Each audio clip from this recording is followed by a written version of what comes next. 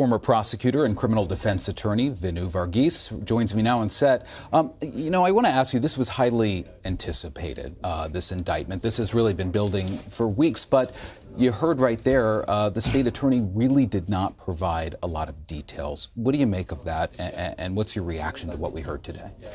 Well, the first thing that you got to know is that today's a bad day for anyone with the initials RK, right? Robert Kraft and now R. Kelly, both of them in trouble, serious trouble here. Now, when you talk about a state's attorney, this particular state's attorney went out and lobbied. You showed the video of that, lobbied for people to come forward. So, and this is a quick prosecution. I mean, an investigation about a month. I mean, from the point of the release of the documentary to have all these people in. So what this shows me is that they got some people in, they got a quick indictment, and they don't want to ask questions about it. And they'll deal with the legal wrangling afterwards, right? So there's a big public outcry after that documentary came out. Got to get R. Kelly. So she's responding to the public outcry. Do you think that's going to come back and hurt her in the end, the fact that right after this docuseries came out, she went public, she said, if there's any victims out there, I want to hear from them, and really tried to solicit victims to come forward. Do you think that's going to hurt her and this case when and if this goes to trial? I can tell you that if I were R. Kelly's lawyer, I'd be licking my chops right now over this case, because this is the kind of thing that you can weave a narrative, and it's not really much of a stretch. Hey, people don't like R. Kelly. This documentary comes out, makes him out to be this bad guy. The DA, the state's attorney, goes out and says, come forward, anybody, and we'll prosecute. Now, in Illinois, the statute of limitations was eliminated in 2017 for child sexual acts, but that was from 2017 going forward. Some of these are old charges, so it's going to be very interesting to see the legal machinations of trying to, some of these cases, these charges may get dismissed. As you know, these allegations and these rumors have been out there for a long, long time. Sure. Years and years we have been hearing about R. Kelly and alleged inappropriate behavior. Why do you think it took so long to bring an indictment like this, although we did see the case back in 2002 through 2008, but why do you think it took so long to get to the point where we are today, and what changed? I don't think I think that documentary really changed everything for this state's attorney, who is an elected official, is going to be thinking about her, re-election bid, and if she can take down R. Kelly, this will be great for her. In 2008, the state's attorney went after him very intensely, right? 14 charges of child pornography, and he was acquitted. So another thing that his attorney could be looking at and going, listen, this is revenge here. This thing comes out, all of a sudden she solicits victims, alleged victims, and here we have a prosecution. And who's at the center of all this?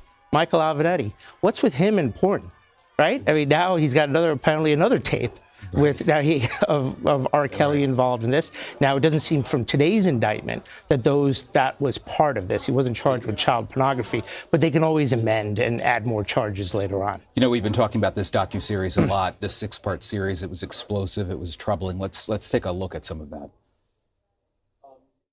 I do see myself as a victim of R. Kelly.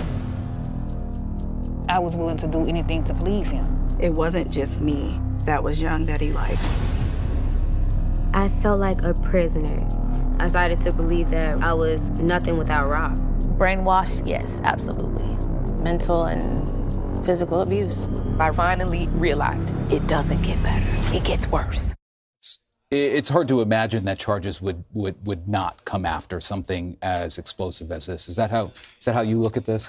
I think this was designed in a way to cause a reaction, right? There's going to be the public reaction against R. Kelly, and then the law enforcement reaction. I mean, this is somewhat similar to what happened with Harvey Weinstein, right? The reports come out. The DA previously had investigated, found there wasn't information, but after the Harvey Weinstein thing, now there's charges. Some of those charges are getting dismissed. So when you asked about, is this going to come back and haunt her? Yeah, when the attorneys, and he has resources, unlike most people in this country, when they're charged with a sex crime, they're going to be presumed guilty.